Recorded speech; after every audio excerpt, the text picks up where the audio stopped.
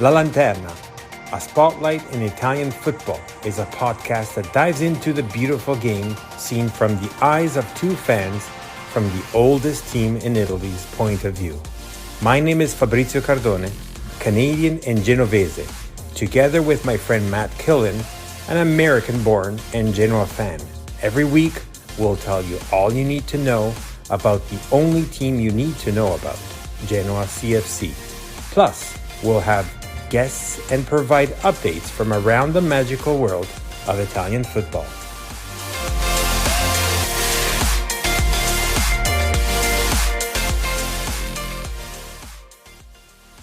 Welcome back to La Lanterna, episode 7. Hey, Matt, how you doing? Fabry, doing well. Good to see you. This is another week of Genoa or transfer market or of rumors or of fake news. What do you want to call that? Yeah, lots of fake news probably swirling around. Exactly. So not too much has happened. Let me just say one thing before we start.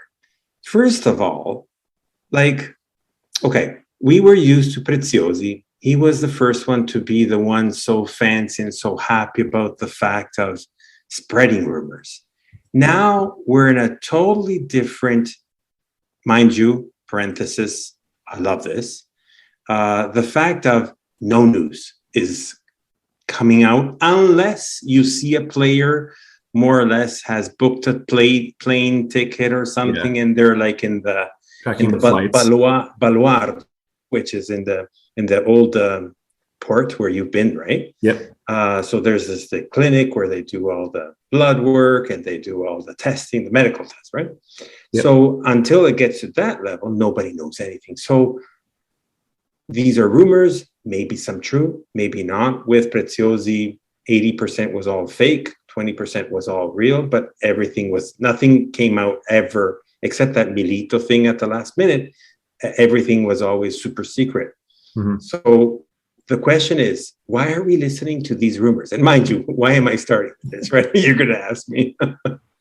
I feel like this is, as a fan, this is like just part of how this whole thing works. You get excited and you get kind of maybe overly analyzing things that probably most of them don't have a chance of happening. But I mean, I guess to your point, Fabry, like it seems like the players we're linked with, they're not like completely out of the question. You know, some of these players, we have specific needs for certain players. I think some of the profile of players that we're looking at kind of make sense. I don't know if maybe very many of them seem to not fit all that well with Weston. It seems like they could fit in the system. So it's not one of those things. Like sometimes you see like rumors and then there are players that are just, this player would never fit in this system, or it would never work with this style or something, or like one of those things where like an owner wants a player, but then maybe the manager's not involved. And then he has to just like figure it out. Kind of like Ronaldo at United last year is what that looked like. So that's part of it. I think why at least there seems to be some belief to some of the rumors, and who knows? I mean, maybe you've got conversations happening and some things are farther along than others, or some players are more interested, or I don't know. So could be a little bit of everything. Well, yes, absolutely. And I'm the first one to say, as a fan, I'm the first one that I want to, hear the news, what's the scoop, or even dream, like as a fan, it's legit to dream. Mm-hmm. Then I like to divide that into two per se. So the first one is your journalist or your transfer market specialist, and I'm just going to name one, not because they're more famous than others, but you had I know he's quite quoted out there, is like Fabrizio Romano, just to use my first name. Yeah, for sure. Well known and respected and so on. So I'm not saying that everything he says is right on the dot, but obviously he also shares what he thinks or he hears might be true, because maybe some rumors are true and then they just don't fall through, right? Yeah. And then you get, and I have to say this as a Genovese, it's sad to hear, you get these journalists from Italy and these Genoani, and I know Stefano, we don't see his face today because he's here with us in the background as always, but he's remote, and so his internet is not super stable. But meaning to say, I want to see his face. Like these journalists from Genova So in Genoa, we call them giornalai. So giornalai is like a newsstand person. Okay. Which means you're not a journalist, you're a newsstand person, which means you're just spreading rumors just because you love to do that. What I'm trying to say with this is most of these journalists just to get the clicks, just to get the sale of the paper, because you still have papers in Italy and people still go at the bar and read it. You remember that, right? Yep. And they invent these stories. And I'm like, why do you do this? Why don't you just pretend, or at least say, there could be an option of this. No, they think this is a done deal and never even happened just because they want that attention. I don't like that type of journalism. That's what I'm trying to say, man. The New York Post, I guess, equivalent in Genoa. But I don't know. You probably aren't very familiar with Fabry, but we've got the three papers really that get read a lot in New York are obviously the New York Times and the Daily News are sort of more in that space. And then there's the New York Post that will just run these giant headlines that are usually like pretty polarizing. Such data is dating someone's to that level, something else, or somebody maybe got involved in some scandal or something, and maybe it checks out, maybe it doesn't. Sometimes it's true, sometimes it's not. They must still sell because you see them everywhere. But maybe, yeah, you're right. Frankly, most of my diet, for lack of something else, has been those. I think those, what do you call it, journalai? Is that how you call it? Journalai, yes, you're right. Journalist is journalist. Journalai is newsstand person, yeah. You just like the volume of stuff that's coming from those guys, because there's not the same coverage on Genoa, right? Like you're not seeing the same, there's Maybe these are local. So these are local papers, local journalists. Yeah. So it doesn't even almost go nationally, but yet, everybody falls for it. So what else are they going to buy? They're not going to buy the national newspaper. Well, they do still. Yeah. But especially, Gazzetta Sport is one thing, but you wouldn't get those type of rumors most of the time. Right. I can tell you because I've been scouring Gazzetta dello Sport for Genoa stuff, and there's hardly anything in there. So exactly. Well, that's a different story, and that's because there's not much interest, which that's what we're trying to do too, right? Yeah, that's true. Give more interest to the real stuff. Yes. So this is just a footnote or the prefix to what we're going to be talking about. So let's dive into the rumors, right? Yeah. There are three. I think since we last spoke, some of these rumors now are probably like a week old, but a couple attacking players that have been linked with us. There's some outgoings too that we can talk about in a second. It does seem like Ostigard to Napoli probably is going to happen, but that's been such a formality, I feel like, for a while. I'm not sure that's really news. I have to say this. I read this at one of the Genoa pages. I can't remember now, and forgive me.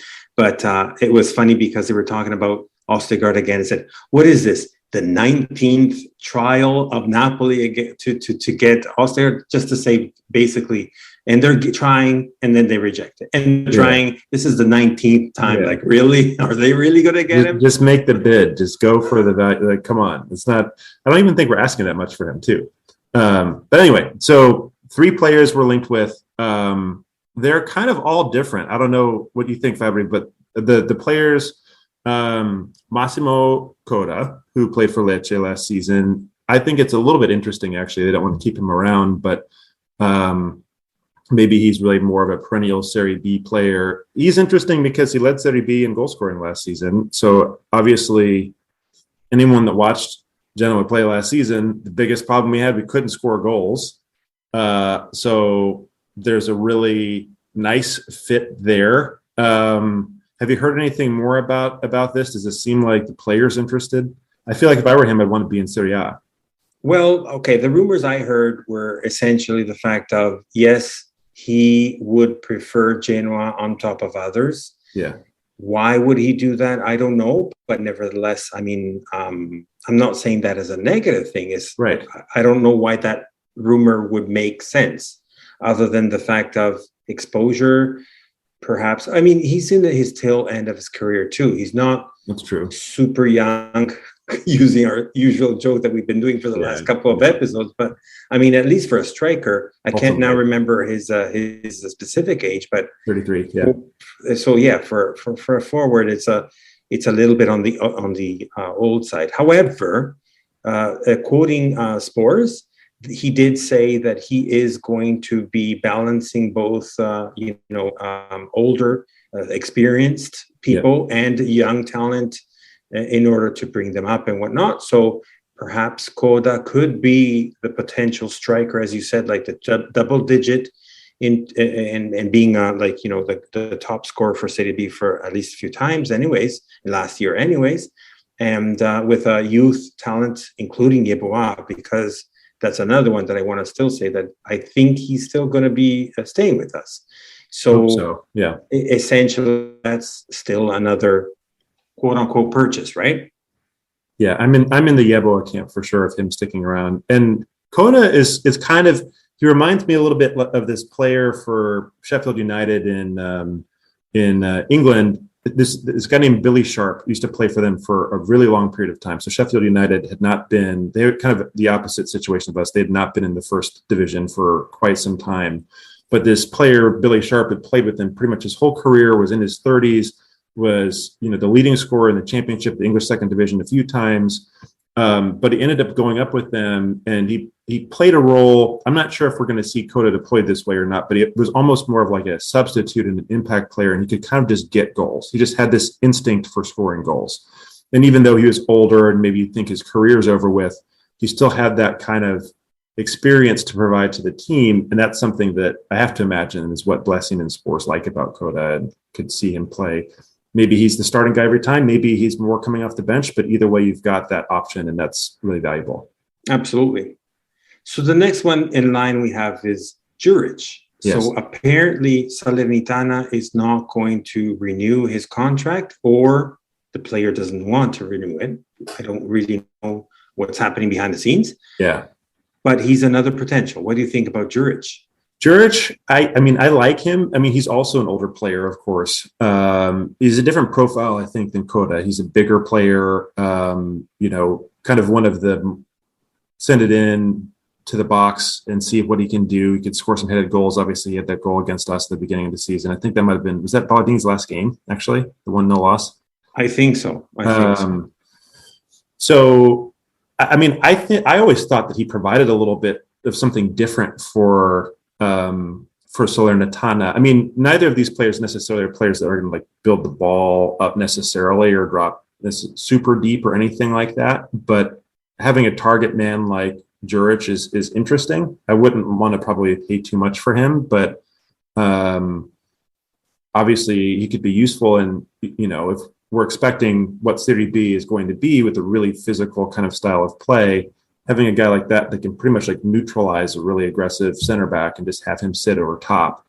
It's another thing that I think would be interesting. I just wouldn't want us to go too hard after him, I feel like, especially because I'm with you. I would like to see Yeboah still with the club. I think him, maybe put another more experienced striker or two around him.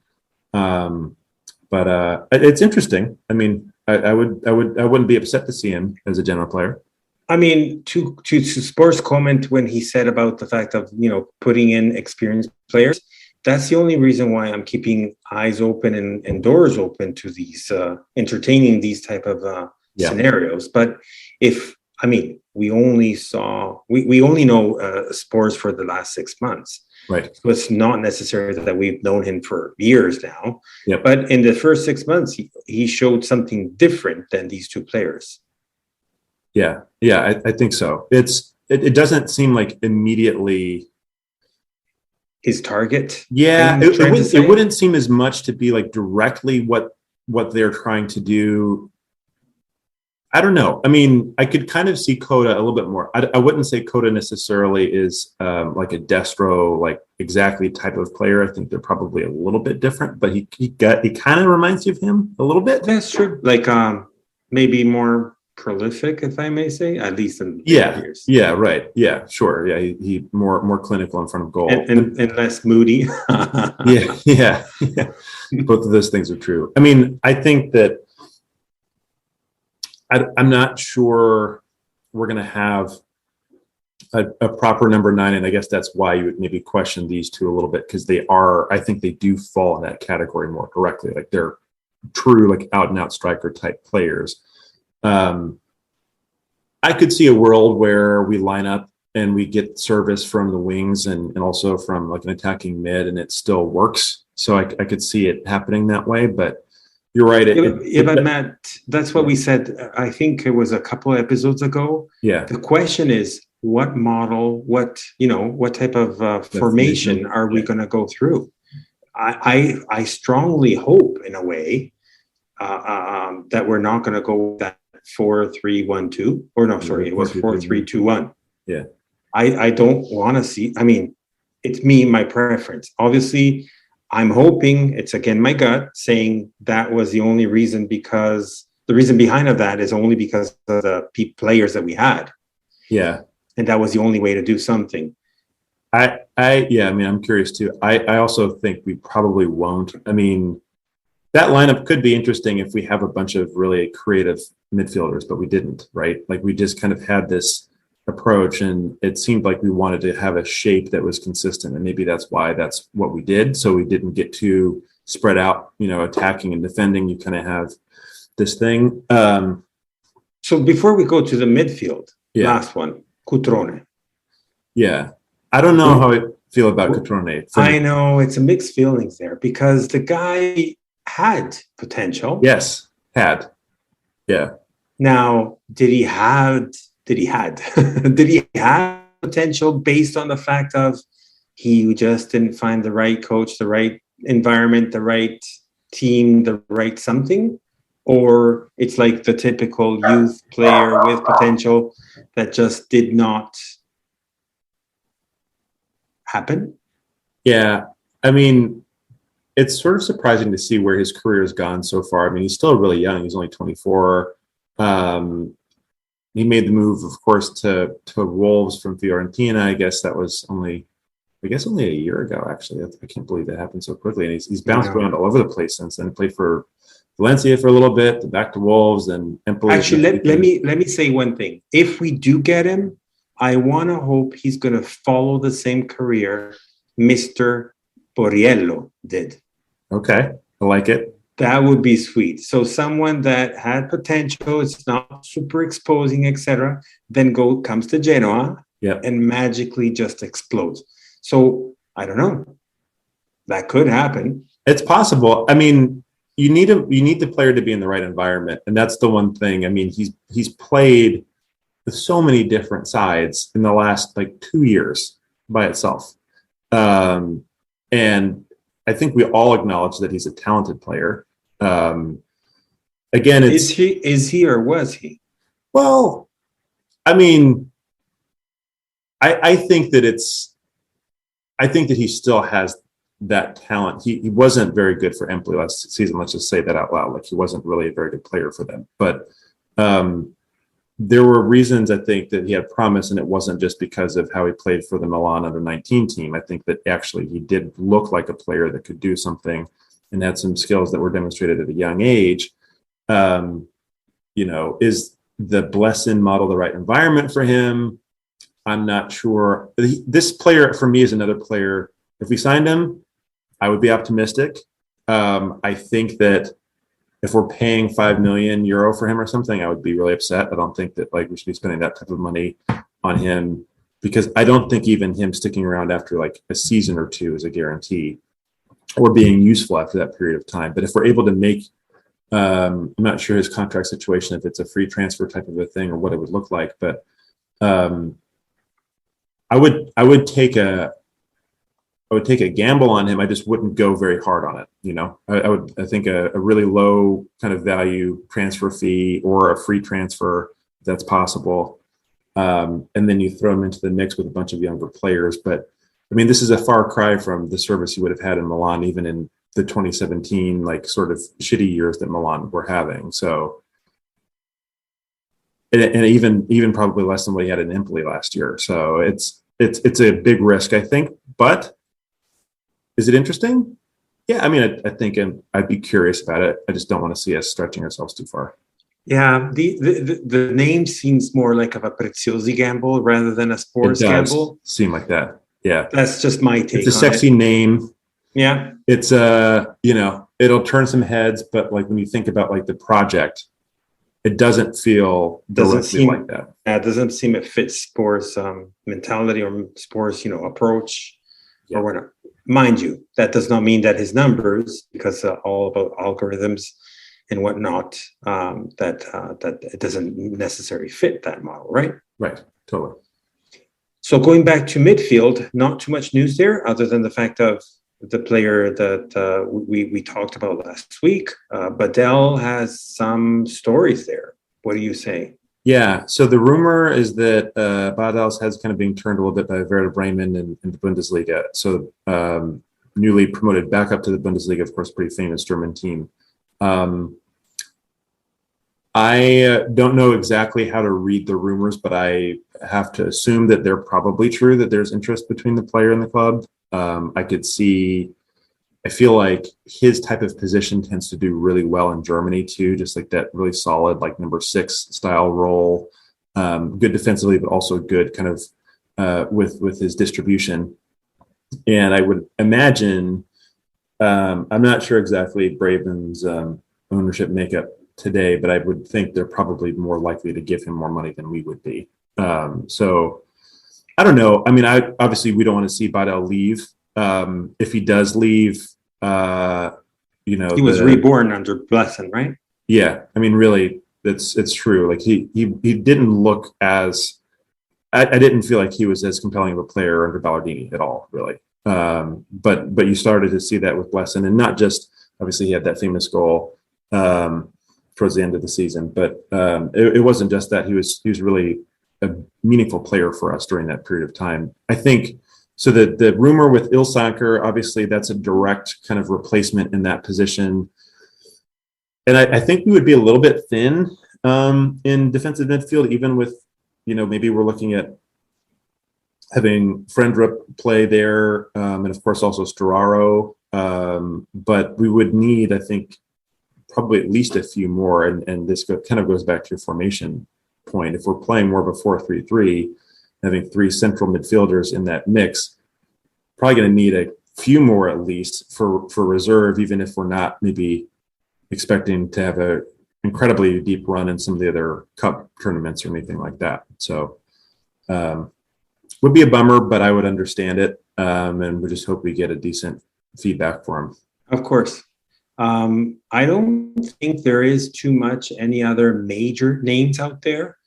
With rumors. Last I've heard was a 3 young players. I'm just going to point them out there. That's not necessarily that it means it's going to become true. Yep. One I've heard was Reuven, and forgive me if I'm chopping the name, Reuven Nijmeijer from the Excelsior Rotterdam. Okay. I think he is a forward, young guy, talented. The price tag is quite low, around the $1 or $2 million at the most. But that's like it's like more of a central to striker type of position. Mm-hmm. The other one was Mauro Perkovic. I think he plays for. I can't remember my memory now, but anyway, he's from Croatia, 19 years old. So it's like a potential, for long term. And he's a defender. And then we have that was a winger. Defender. We also have. I'm confusing the two again. Sorry, Pekovic is the defender. Now the other one I want to talk about is Daniel Madamer. And he is a Austrian, and he's a forward again, like in the low thousands. 600 is his target price tag right now. But these are just rumors that came out about these 3 players that potentially, similar to unknown like Frendrup or whatnot, that they arrive and they on the paper with their algorithms and whatnot, they might show something that we don't know. Yeah. Very curious to see what the team is able to unearth. And it does seem also, I saw some rumors, I don't directly recall them right now, but a couple of maybe potential young Bundesliga players could be coming over too. I think one player, if I'm not mistaken, was Yannick Keitel, who had played for Freiburg last season. And I don't know how real that rumor is. I think this is definitely in the potentially fake news bucket, but very young, really tall, actually, central midfielder type of a player. He was pretty raw last year, but he had kind of a projection towards almost like a Bayern type career path at one point with his how young he was and how quickly he was kind of getting first team experience. And Freiburg are a little bit like at least how Genoa had been in the past with basically their whole system. They're bringing players through their academy like crazy. And this was another player that was an example like that. So there could be some more rumors there too. But yeah, it seems like beyond sort of the names we've started to hear so far, and then of course things like Charpentier being recalled back and stuff like that, we're probably looking at more or less our squad with a lot of outgoings for players we know we need to kind of get rid of, and then maybe some younger guns to fill it around that probably no one will have heard too much about before the season begins or before the training begins in Bad Herring. For sure. So I have a couple things I wanted to administrative, I guess, type of conversations. Well, one is the fact that today the season passes came out. So that was a nice, I like the fact that you pointed out the video that was created from that song that you fell in love with the broken heart or whatever that, I can't remember now what it was. Yep. So that came out. I have also sent out some questions to the club directly in the connections that we have, in order to see for whoever of us fans are interested in getting these season passes, because there's this type of they call it the DNA Genoa, or someone before it was called probably DNA Rosso Blu, which is essentially this type of card, which I guess it's sort of like labels you of who you are and whatnot in order for you to be able to be allowed to go into the stadium.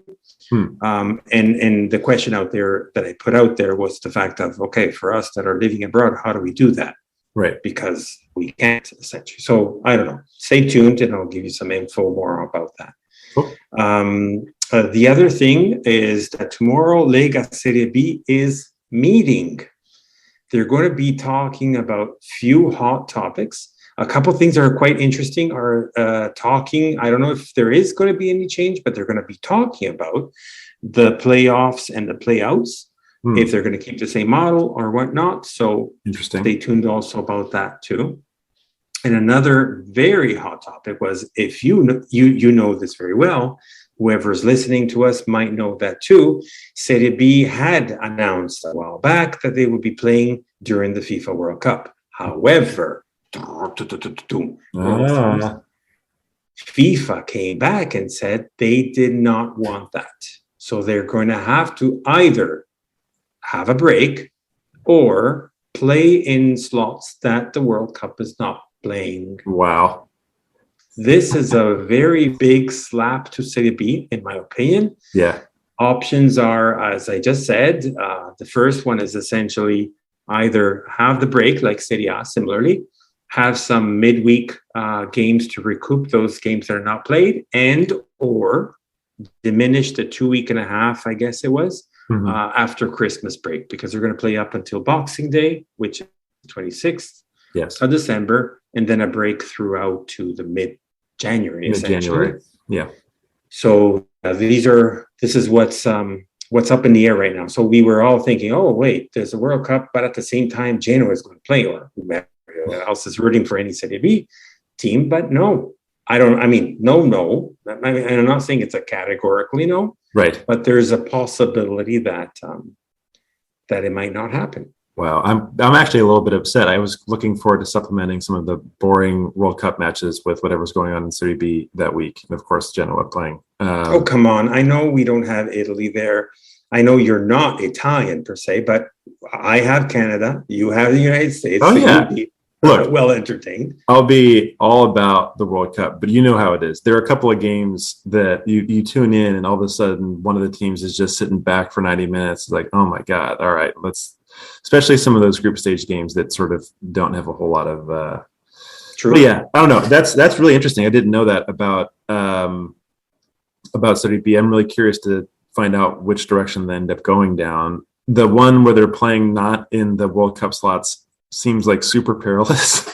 Like, I know. Will they have to play in like I don't know. I've not actually figured this out. How far away, like time zone wise, is Qatar like 2 or 3 hours ahead from Italy? That's a good question. That's a good question. I don't really know. I don't know. I'm guessing it's similar to Italy at the very most. If I'm thinking maybe 2 hours ahead. I think you're probably right. So you'd have to have some like strange, probably like. So right now it's games. 10:34 p.m. for us, and it's 5:34 a.m. for them. So it's a 3 hours of 2 hours ahead of Italy, 3 hours ahead of Greenwich. So it's 8 hours ahead of us. Yeah. Okay. So there's like a little room, but you'd have to have like really strange. Yeah, and you probably also have like no ticket sales at that period of time because it's basically during like the work day or something. Or I mean, I suppose the weekend matches would be fine. Probably for the most part, you could have like a noon kickoff or something. Maybe English style kickoff. It'll be interesting. Then last one I have, just a small interesting thing, is the due diligence for Vasco da Gama has been completed. Yes. So 9 out of 10. It's essentially the purchase of 777 into Vasco da Gama, which is leading or doing very well in the Serie B of Brazil, is doing quite well. Yeah. And so that's a good news for the network per se. Yeah. I'm excited. It seems like that's one of the clubs too, where if we're going to see some movement, we might see a little bit more between Vasco and Genoa. So okay, I guess that's more or less it for the first half. I guess we should go to our commercial break. Let's hope to get a new sponsor, by the way. But nevertheless, it's still an interesting sponsor. So we'll catch you right back after our sponsor break.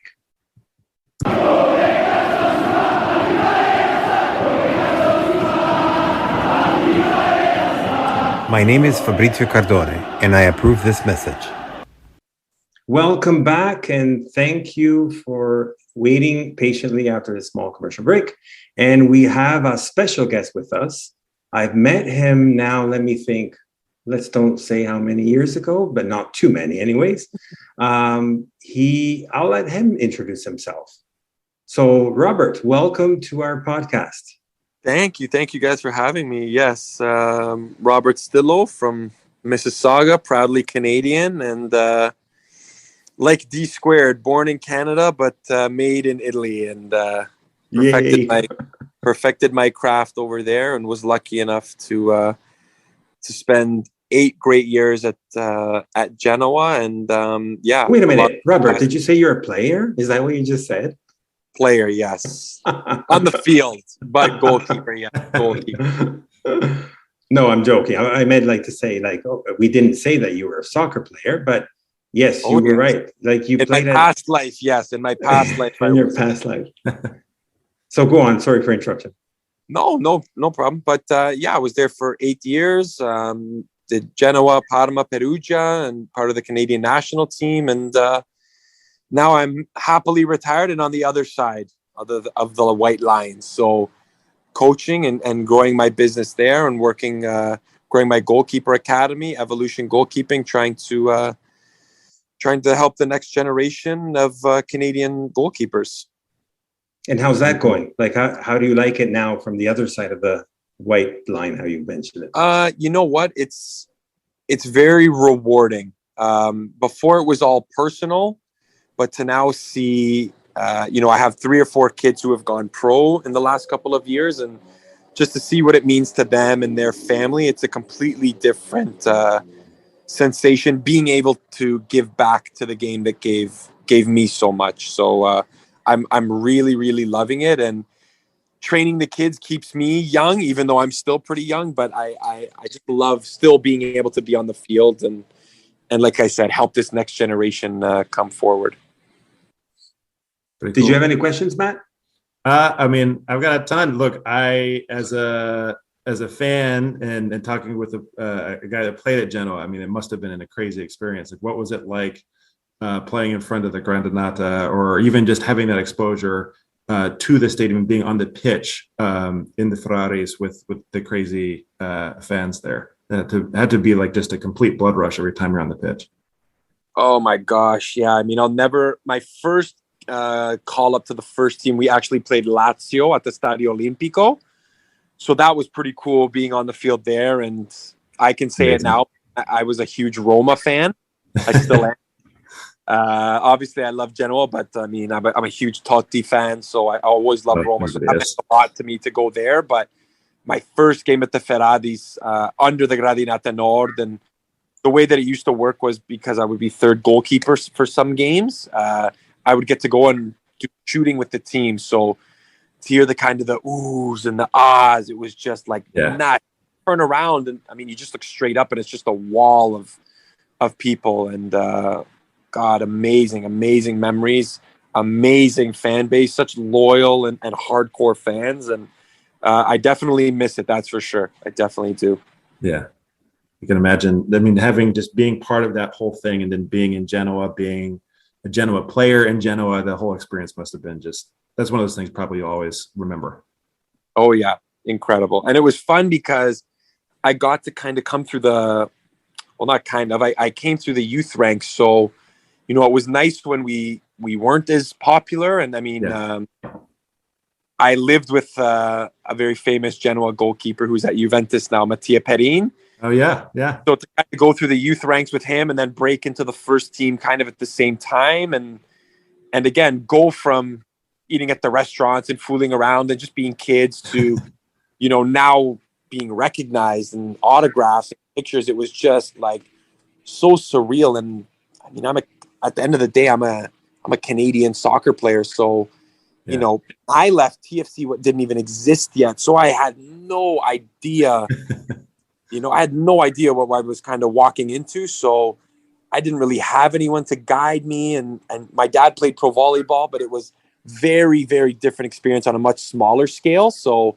it was, it took a bit of adjusting and me realizing I couldn't fool around off the pitch as much anymore, but, it was amazing, man. I loved it there. And, I have so many great memories, a lot of stories I probably can't tell on the podcast, but a lot. Okay, wait a minute. So when I met you, it must have been sometimes in the early 2010s. And for some reason, I don't know how we got connected, but I remember reaching out with your dad specifically. Say hi to him, by the way. And I don't know if he knows this is live. If it is live, hi, Dad. If not, he'll watch tomorrow. Yeah. Mom, so didn't forget about you. Alex, right? Yeah, Alex. Yeah. So I remember that we had this summer get together for the Genoa Club Toronto, and he was our special guest, and he became also like the privileged member, or whatever you want to call that. And he said, "Oh, by the way, do you mind if I bring someone with me too?" I said, "Oh, for sure." And so that's the first time I met Robert, and he brought with himself also Eugenio Lamanna. Yeah, and he's such another great person too. Yeah. I'm sure you can tell so many stories about him. You know what? He's actually one of the best people you'll ever meet in your life. He wasn't like myself and Mattia. We were a little more wild. But, oh, man, what an amazing, amazing guy. I spoke to him recently because they just went back into Serie A with Monza. Right. Yeah. And another former Genoa player, Mario Sampirisi, he plays at Monza as well. So we all keep in touch. And, Eugenio came here for a bit and he had a blast, and we still keep in touch to this day. He's a great, great friend of mine. Yeah, I still remember, like, as we say in Italian, he's like a pezzo di pane, which means like he's like so good to the heart, right? I'm not saying you're not, obviously, but you could tell that, as you said, like you and Mattia were a little bit more like the wild ones, and he was like calm, peaceful and whatnot, right? Yeah, very reserved to himself and just amazing, amazing guy. Really, really good guy. So not too sure how much you follow nowadays for Genoa, Robert, but I think and hope you heard that the the previous owner. I'm not trying to put you on the spot, obviously, but say whatever you want to say. Anyways, so the old owner is gone, and what can you tell us about what you liked and you didn't like? I mean, he was fantastic with me, and always very kind. I know from behind the scenes, I had heard Genoa was having some financial struggles and had some debts here and there. I mean, it wasn't really my business or my job to get involved in that side, but I know he had been trying to sell for a couple of years. But again, every time I met him, his son was also involved at the club too. Very respectful, very, very kind people. And that was really, what, Fabrizio Preziosi? Yeah. Enrico and his son Fabrizio was there as well.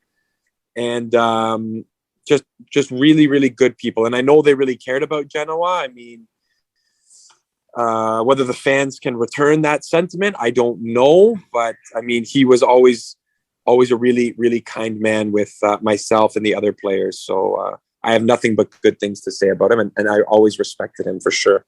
That's important. He still did good things. Obviously, didn't leave with great terms from the fan perspective, but he did, I mean, I'm not trying to hang to memories or whatnot. He did keep the team afloat in Serie A for a long time, for the longest period anyways.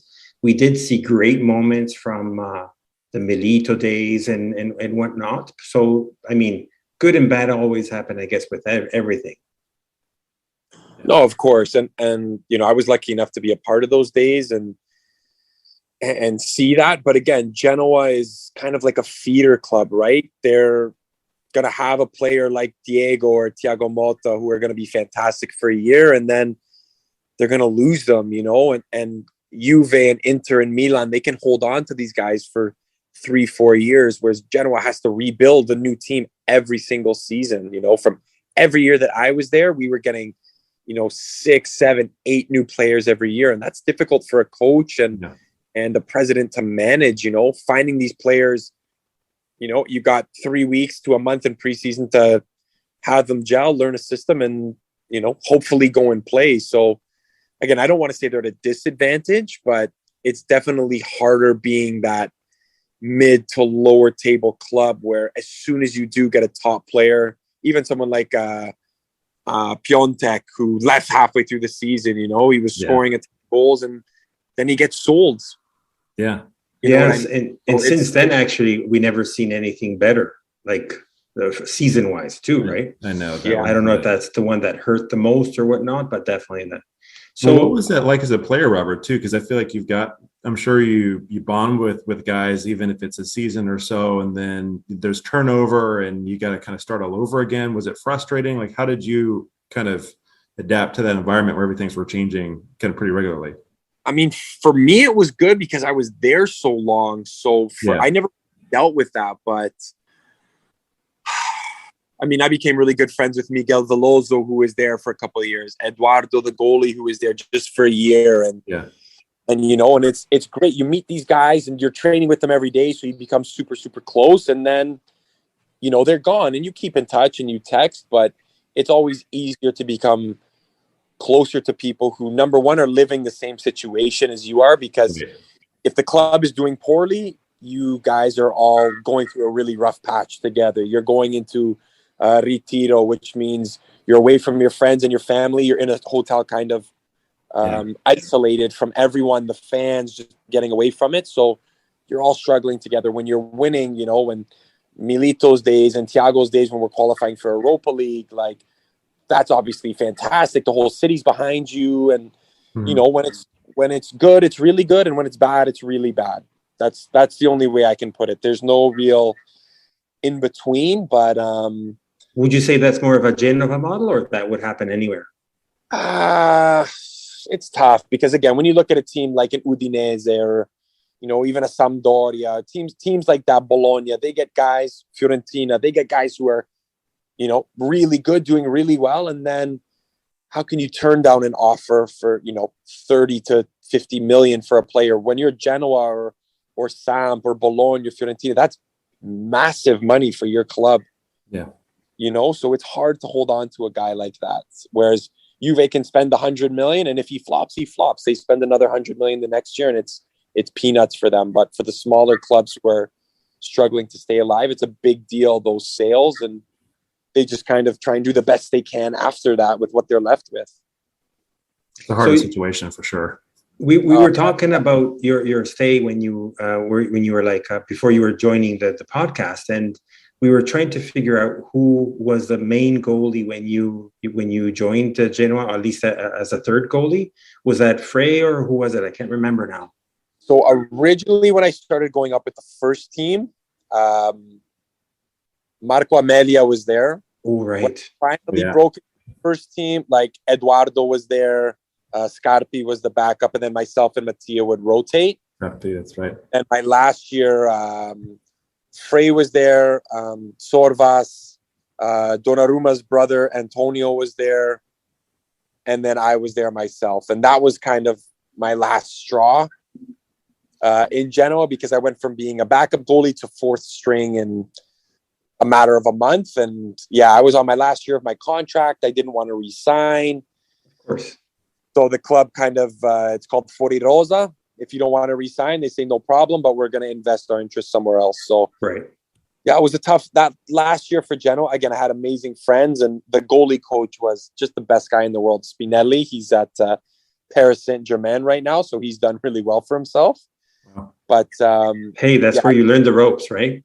Yeah, he's the man. And again, really, really great family friend, not just to me, but to my dad as well. And I mean, I was so privileged, not just to play in Italy, but to learn from guys like him, to grow up with Mattia. Like, it's one thing to play in Italy. It's a completely different experience to play with players of that caliber and learn from coaches of that caliber, So, yeah, really, really, I was really, really fortunate in that sense, for sure. And with respects to coaches, being that you mentioned that, who were you under? We obviously had Gasperini, who was incredible tactician. We had Decanio, Ballardini. Oh yeah, I forgot about Decanio. Del Neri. We had my last season at Genoa. We had 3 coaches in a year. It was complete gong show. That sounds familiar. Unfortunately. In my Primavera, we had Chiappino and Juric, who actually ended up taking over the first team for a brief period of time. Yep. But our friend Juric. Ivan. Crazy guy, great coach. Great coach. For sure. I can imagine he would not be a guy you'd want to get on the wrong side of. Oh my goodness. No. I've seen him go at players like I've never seen a coach go at players before, but you want to play for someone like that, right? For sure. Gasperini was the same. I mean, he worked for Gasperini for a while. They were super close, and they demand a lot out of you, and they're hard on you, but they cared for you and they wanted to see you and the team do well. So amazing tacticians and really, really good people as well. Was there anything from Gasp that like you thought stood out as like, this is what separates this guy? Was it just his tactical know-how, or like, what do you think made him really that next level? At the time, he was the only coach really playing 3 in the back, because Genoa played a 3-4-3 under him. Yeah. And it was really ballsy at the time. Like, nobody doing it, and he was doing it and not doing it, but like with great success too, and the players were really bought into the system. Like, everybody knew their roles at every time. And that's kind of when I understood that there was really levels to this game, and I was just like, oh my, like, we're so lucky to have this. Like, this guy doesn't belong here. I don't know what he's doing here, and then he had his brief stint at Inter that didn't work the best, but I mean, now you're seeing what he's doing with Atalanta.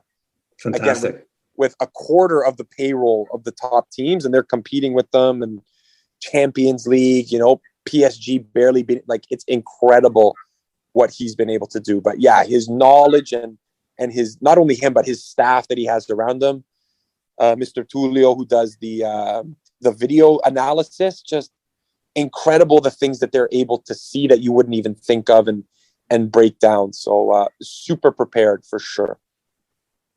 I wonder if we can pick up some knowledge from them. Yeah, that would be quite interesting. Wait, so Robert, Yeah. I have to ask too, as a Canadian player, like how, I mean, I'm sure you obviously spent several years in Italy, so you got through it, but how did you take the instructions? Were there like translators? Like, how did it work when you first got into Italy? Like, understand the game. I have a fantastic story about that. So when I first moved to Italy, I went to a club called Pro Belvedere Vercelli. They don't exist anymore. They merged with the legendary Pro Vercelli. So I lived there for 6 months, and I would go to Genoa once or twice a week. Okay. And I was kind of living in my apartment, you know, watching MTV in Italian, Jersey Shore with the subtitles, Yep. like watching my portable DVD player, everything in English iPod and music. And my parents came in March for my birthday. I moved there in January. And I was playing really well, but I couldn't speak the language. So I remember the coach in Genoa told my dad, they're like, he's doing well, but he doesn't understand. So off went my iPod.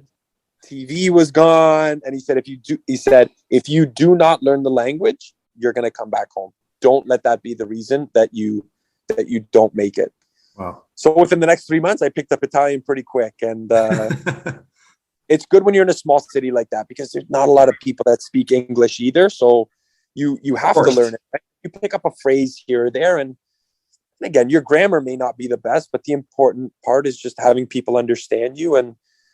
And the Italian people were amazing with me. You know, they tease you every once in a while, but I wasn't afraid to make mistakes. And if they see you're trying, they appreciate that and they help you. So yeah, I learned it pretty quick, and it's really, really rough right now because I don't speak it often. So yeah, to process it in my mind and spit it out is just brutal. But yeah, if I'm there for 2 weeks, I'll speak it like my English again, no problem.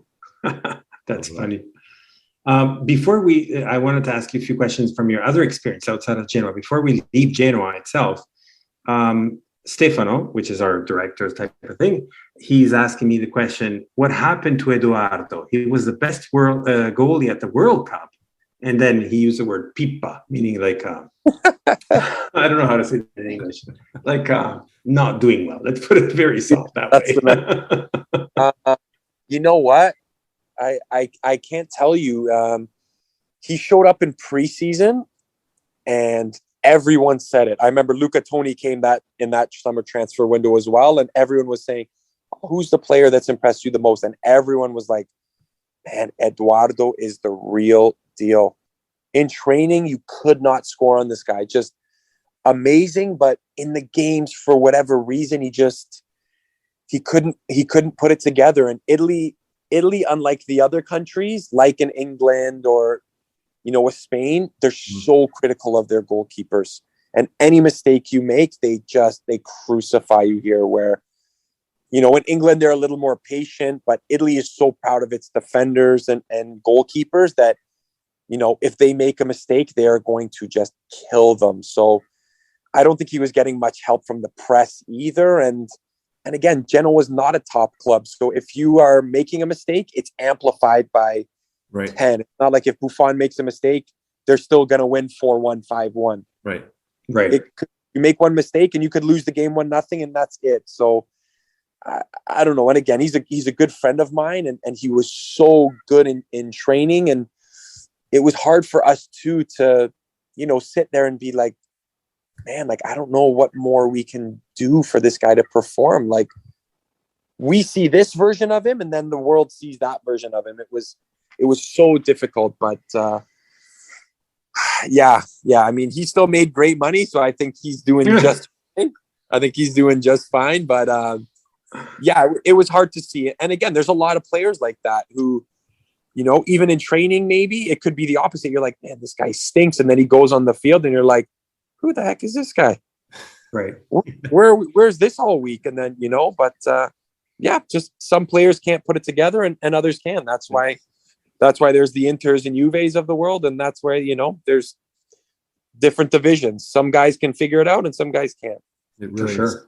So actually, having said that about Eduardo, about the fans and whatnot, how much impact does press and fans have on you guys as players?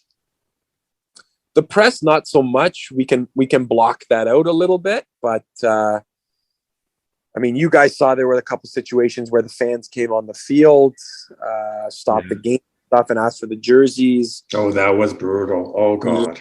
Yeah. So I was on loan that year, and I came back the next season, and they gave the jerseys back, and that was a very unpleasant experience as well. But Schooley was still there, right?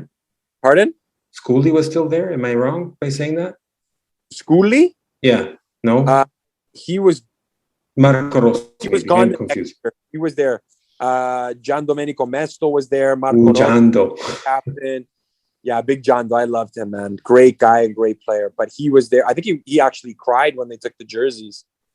It was really tough on all the players. And even my last year, we were fighting for relegation, right? I think the second last day of the season, we confirmed that we tied Inter, and I forget who lost or who went down that year. Maybe Sampdoria, actually.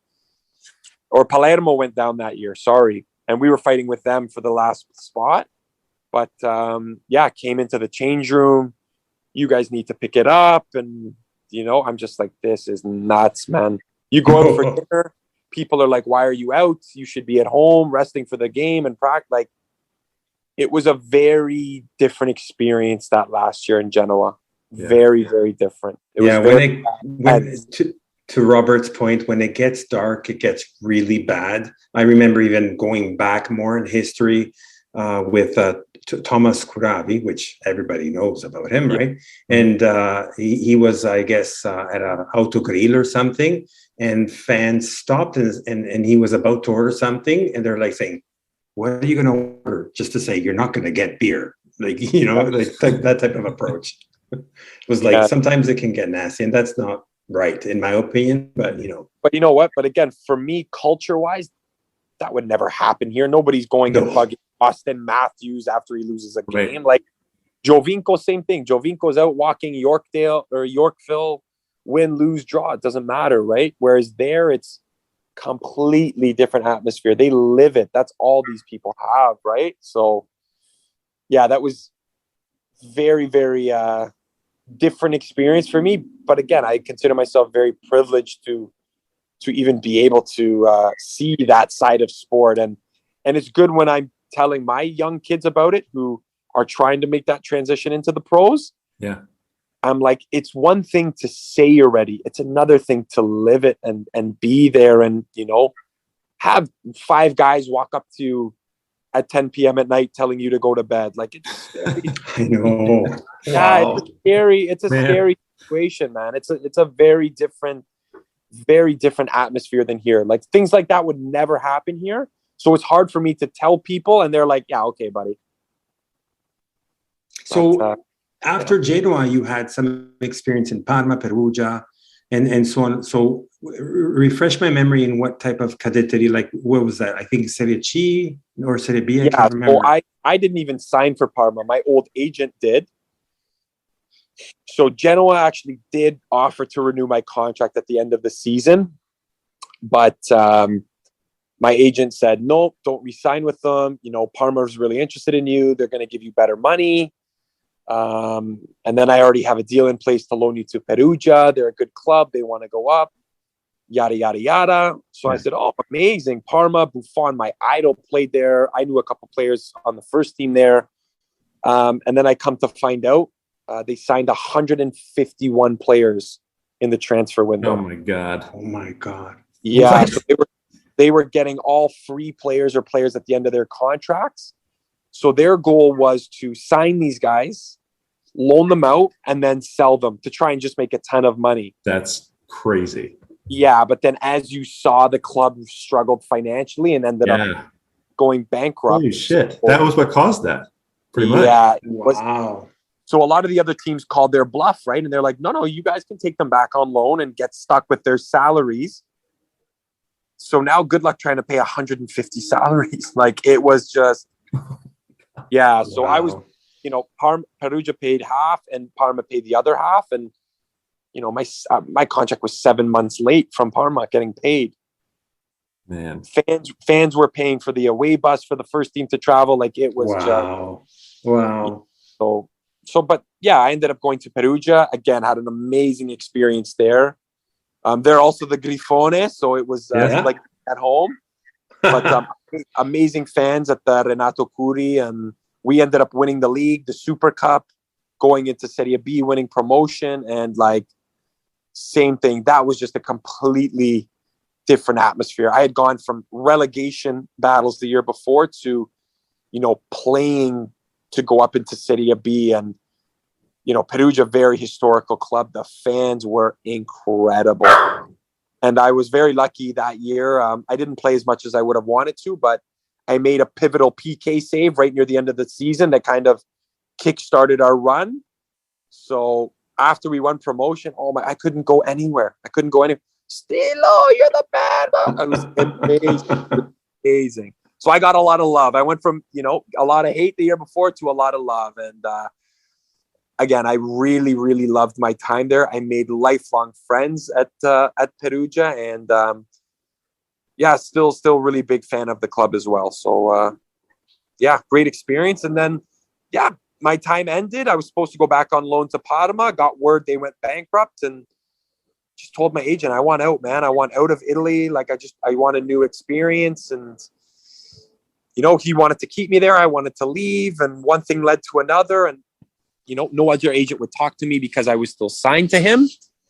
And then, I took a year off of the game, and 1 year became 2. And after that, I didn't want to take a pay cut or anything. So I said, you know what? It's just not worth it. The stress and worrying about this, mental health just completely tanked. And I just said, you know what? Let me just start fresh. I love Canada. I love being home, and I'm a student of the game. I love teaching. I love studying. So I just said, you know what? Like, my coaching career started a little earlier than I thought, but met my wife. I have a beautiful son. I have another baby girl on the way. So it all worked out.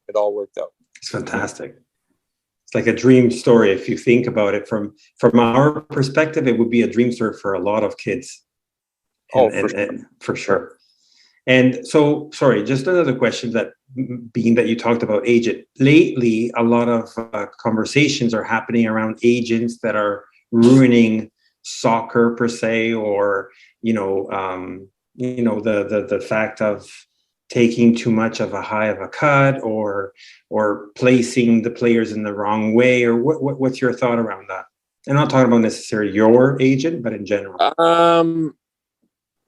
It's a very difficult conversation because clubs rely on agents and agents rely on clubs. Like, they need each other, right? So if you have a top player, I mean, they don't even really need an agent. Someone like a Haaland, like he could make a phone call to Man City himself and do that deal. You know what I'm saying? He doesn't need to call anyone. But smaller fish like myself, or players who are getting started, they need guys to vouch for them. And again, it's so hard to know who's honest and who's good. And again, my agent wasn't great for me, but he was great for other players that he's worked with. So it's hard for me to say, who's good and who's bad. Some guys work out better for others, and it's a love-hate relationship between the clubs and the players, because sometimes an agent may call you and say, hey, I have this no-name guy for you, and it ends up working out, and the club makes, God, how many millions of euros off the guy, right? But I'm in the stance that they need each other and they rely on each other. But a couple of bad apples are kind of spoiling the bunch, But again, if you have a guy like Pogba or Haaland, Mino Raiola, who, rest in peace, passed away. He was notorious for it, asking for too much money. His players loved him because, of course, he made sure they got paid. They got paid big time. Clubs didn't like him because they had to fork out a ton of cash. But if you're a player, that's who you want representing you, that guy there, because in order for him to get his money, he has to get you your money first. So again, it's a love-hate relationship for sure. And I guess before we say goodbyes and so on, I wanted to hear a little bit about also, and I'm sorry for this, Matt, but a little bit about the Canada side. So what do you think about this surge for our Canadian great guys? on the Canadian national team, of course. It's amazing to see. It's amazing to see, and it's beautiful to see this progress. Toronto FC's academy and Montreal and Vancouver with all this talent now. And God, when I was coming up, they used to make fun of me and tell me I was a hockey goalie. But, now Canada has this fantastic reputation, guys like Alphonso Davies, Jonathan David, Junior Hoylett, Atiba, Milan Borjan, guys putting us on the map, putting respect on Canada's name that was, quite frankly, we weren't competitive for many, many years. Decades almost. So it's great to see that Canada's getting the respect, and it's opening a lot of doors for young Canadians now as well. Again, when I was coming up, they would say, "Oh, Americano," and I would say, "No, Canadese," and they're like, "Oh, okay. I don't know any Canadian players, but you seem okay, so I guess we'll take a chance on you." But again, with those guys and their reputations and qualifying for the World Cup, it's just put Canada on a whole nother level. And again, it's going to open so many doors for future talents as well, which is just going to help continue the growth. And it's amazing to see. I was part of the beginning of the shift, and I'm really happy for guys like Atiba, like Milan, who went through all the garbage stages, and now they're finally at the top of that mountain, and they get to kind of look down at the view of all their work and all the stuff they went through to finally accomplish their goal of qualifying for the World Cup. So I'm really, really, really happy for those guys and the country as a whole. I think it's cool to see the system really work, I still think, even as an American fan, our system is working, but in some cases it's also not. And just seeing that growth in the Canadian game it's a really cool thing to see. I think that's something kind of to what you're doing now, even in giving back to the youth. That's what you want to see as the game builds up, as you really see that development and that passion just continue to grow. So pretty cool stuff. Robert can testify this, but Canada has always been soccer as the most played sport among the youth. And then magically, in a sad way, obviously, once they get older, it just dissipates and disappears. And I remember when I met Robert, he was saying, CSA, Canadian Soccer Association, I don't know if I could say this, but, it was not super organized or whatnot. But so do you think it's actually CSA that made it better, became better, more professional, or is it also thanks to the MLS and the feeds coming from the teams? It has a lot to do with it. There were no pathways at the time. We were on the provincial team, and after that, where do you go? There was the CSL with Toronto, Croatia, and the Hamilton Serbs. That's not you seen or get you anything, with all due respect to those clubs. You know what I mean? But now with Toronto FC's academy, you have the best of the best kids being selected, and it's not pay to play. That's huge. It's so huge. It's massive. And again, I understand, I'm on the end of running my goalkeeper academy, so I can't say too much because I need to work. But again, it's once you get to that stage where you don't have to pay to play, and it's just I'm playing or he's playing or she's playing because they're just better, that's when you're going to see the change. And there wasn't that before. And again, with Montreal, Vancouver, and Toronto having these academies and the first teams, and now with the CPL, which is massive as well. Mm-hmm. It is. Players who were kind of on the brink of making the first teams who are getting released. And now you had these very talented guys who weren't good enough for the MLS, but were too good for a League One Ontario. We're just quitting soccer. And now the CPL has kind of bridged that gap for them to continue their growth and move on. And now you're seeing it. I mean, Tristan Borges had a great move. Lucas McNaughton went to TFC. A good friend of mine, Haroon Roble, just moved one of his players, Victor Loturi, to, I believe, Ross County in Scotland. That wasn't happening before. And the CPL has given these people an opportunity to do that. So there's just so many more pathways than when I was a kid. Thankfully, because I think if TFC was here, I may have been complacent and just said, man, I got this great facility. Why would I leave this? You know what I'm saying? So I'm very thankful for my pathway, but I think what Canada has been able to accomplish through the CPL, through the MLS, with League One Ontario, Dino Rossi's done an amazing job with that, creating a pathway for the youth and everything on the men and women's side. I mean, it's Canadian soccer is looking so bright right now, and I'm really excited to still be able to contribute my little piece to the game.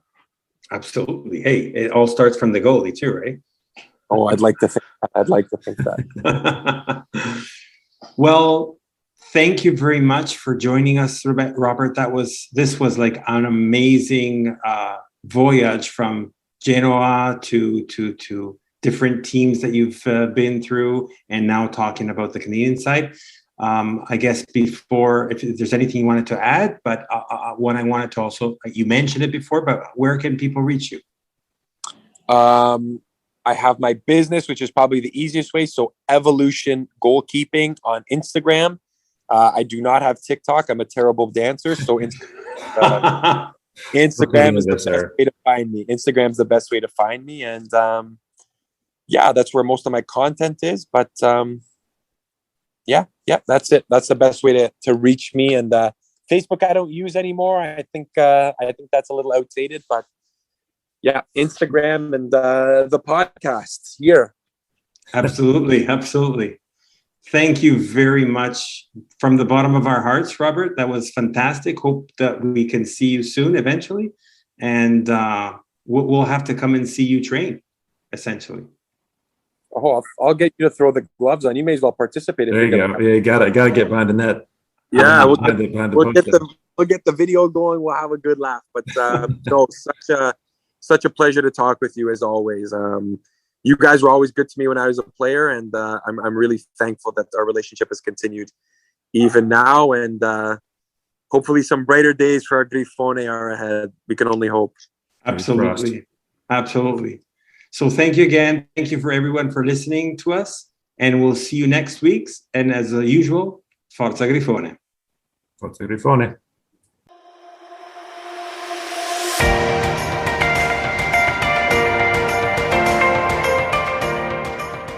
You've listened to La Lanterna, a spotlight on Italian football, a podcast powered by Genoani Si Resta. Thank you for listening, and see you next week.